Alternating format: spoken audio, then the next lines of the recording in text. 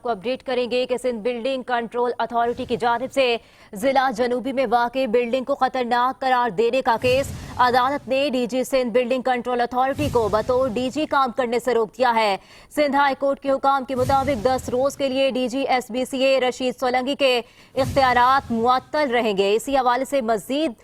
جانیں گے bureau chief Karachi Sohail Shabbir سے۔ سہیل شبیر، بتائیے گا مزید کیا تفصیلات اس حوالے سے؟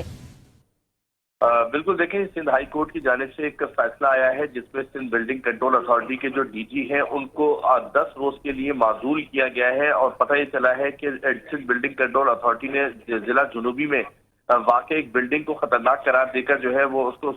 گرانے کی کوشش کی تھی، جس پر جو ہے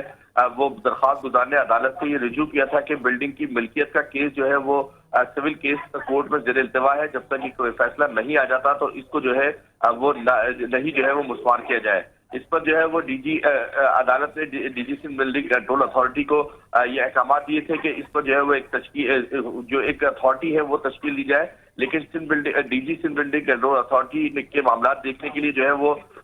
جو بحال کی گئی اتھارٹی کی تشکیل تھی وہ نہیں کی گئی، جس کی وجہ سے اب جو ہے وہ عدالت نے D G Sindh building control authority کو 10 روز کے لیے جو ہے وہ معزول کیا ہے اور اپنے اختیارات جو ہے وہ ان کے طلب کر لیے گئے ہیں۔ ٹھیک ہے، بیورو چیف سہیل شبیر ہمیں اس تفصیلات سے آگاہ کر رہے تھے۔